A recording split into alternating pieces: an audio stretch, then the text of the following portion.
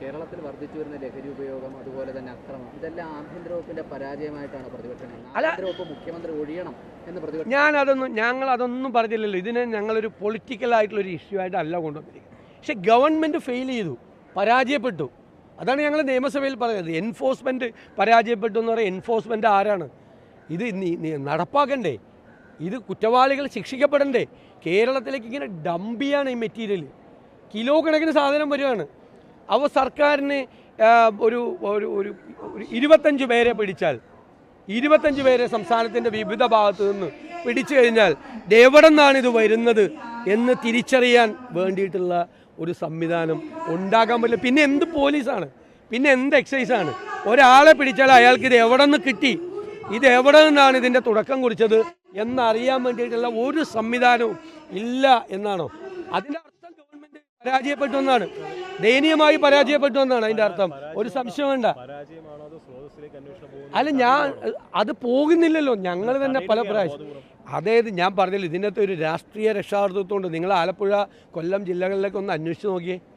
ഇതുമായിട്ട് ബന്ധപ്പെട്ട ഈ മാഫിയയെ ലോക്കലായിട്ട് പ്രൊട്ടക്റ്റ് ചെയ്യണം. ഞാൻ പൊളിറ്റിക്കൽ പേട്രണേജ്, രാഷ്ട്രീയ രക്ഷാകർതൃത്വം എന്നുള്ള വാക്ക് സൂക്ഷ്മതയോടുകൂടിയാണ് ഉപയോഗിച്ചത്, വെറുതെ പറഞ്ഞതല്ല. ഞങ്ങൾ ഇതിനു മുമ്പ് പറഞ്ഞതാണ്, നിയമസഭയിൽ പറഞ്ഞ വാക്കാണ് ഞാൻ പുറത്തു പറയുന്നത്. ഉണ്ട്, അതിൻ്റെ സംരക്ഷണമുണ്ട്.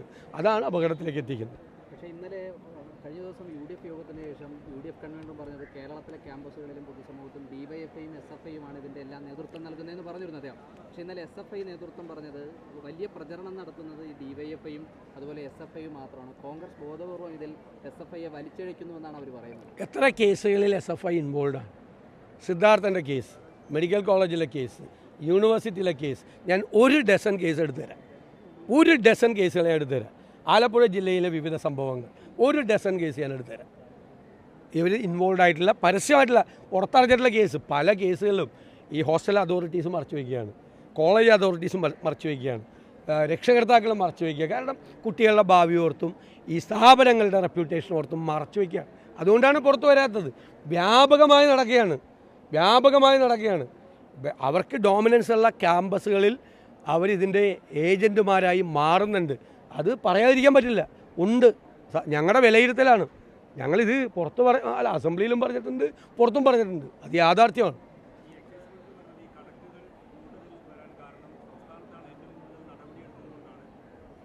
അല്ല, പിടിച്ചതിൻ്റെ ഞാൻ പറഞ്ഞില്ലേ, പിടിച്ചതിലെല്ലാം ഈ കൺസ്യൂമേഴ്സിൻ്റെ കയ്യിൽ നിന്നാണ്, ചെറിയ ഗ്രാമമുള്ള ആളുകളിൽ നിന്നാണ് പിടിച്ചിരിക്കുന്നത്. സോഴ്സ് എവിടെ പിടിച്ചിരിക്കുന്നത്? ആകെ ഒരു കേസാണ് പറഞ്ഞത്. സപ്ലൈ ചെയിനെ ബ്രേക്ക് ചെയ്യണ്ടേ? പണ്ട് നമ്മൾ സ്പിരിറ്റ് എങ്ങനെ അവസാനിപ്പിച്ചത്?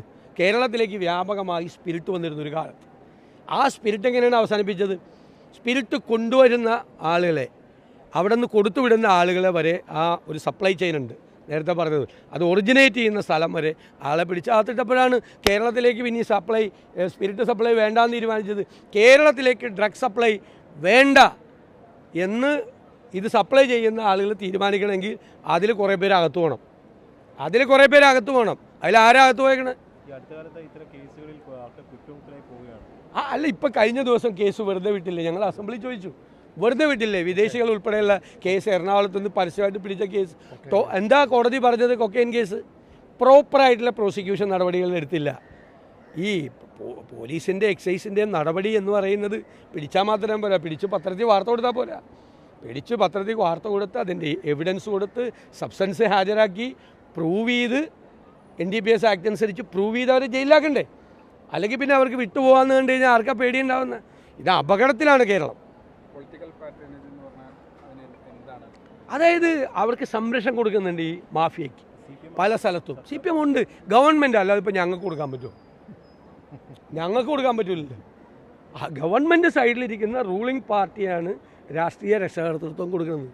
ഈ വാക്ക് ഞാൻ മനഃപൂർവ്വം പറഞ്ഞതാണ്, അറിഞ്ഞുകൊണ്ട് പറഞ്ഞതാണ്, അന്വേഷിച്ചിട്ട് പറഞ്ഞിട്ടാണ്, ഉത്തരവാദിത്ത ബോധത്തോടുകൂടി പറഞ്ഞതാണ്. അതൊന്ന് വിട്ടുനോക്കിയേ. സംരക്ഷിക്കുന്നുണ്ട് പൂർണ്ണമായിട്ട്. അതുകൊണ്ടാണ് മടി പിടിക്കുന്നത്, പല സ്ഥലത്തും മടി പിടിക്കുന്നത്. എന്നിട്ട് കുറേ കേസ് റിപ്പോർട്ട് ചെയ്തിട്ട് കുറേ അവിടെ ഇവിടെ ഇരിക്കുന്ന പിള്ളേരെ പിടിച്ചിട്ട് പറയാണ് കേസ്, ഇത്ര കേസിൻ്റെ നമ്പർ കൂട്ടി കാണിക്കുക. 2022 ഞങ്ങളിത് കൊണ്ടുവരുന്നതിൻ്റെ എത്ര ഇരട്ടിയായി കേരളത്തിൽ വർദ്ധിച്ചു. ഇപ്പോൾ ആളുകൾ പറയാണ്, നിങ്ങൾക്കറിയാമല്ലോ, 15 മിനിറ്റിനകം ആർക്ക് വേണമെങ്കിലും സാധനം കിട്ടും. അത്ര അവൈലബിലിറ്റിയാണ്. ഇത് കേരളത്തിൽ ഉണ്ടാക്കുന്ന സാധനമല്ല. അത് മന്ത്രി അവകാശപ്പെടുന്നത് കഞ്ചാവിൻ്റെ ഉപഭോഗം കുറഞ്ഞു എന്നാണ്. ശരിയാണ്, കഞ്ചാവ് അല്ല ഇപ്പം അടിക്കണം, മറ്റേ സാധനം അടിക്കുന്നത്, MDMA കെമിക്കലാണ് അടിക്കുന്നത്. കഞ്ചാവിൻ്റെ ഉപഭോഗം കുറഞ്ഞെന്ന് അറിയാം. സിന്തറ്റിക് മെറ്റീരിയൽസാണ് ഉപയോഗിക്കുന്നത്. കഞ്ചാവിൻ്റെ ഉപഭോഗം കുറയാൻ കാരണം മറ്റേതിൻ്റെ ഉപഭോഗം കൂടിയെന്നാണ്. അതാണ് സത്യം, യാഥാർത്ഥ്യം അതാണ്.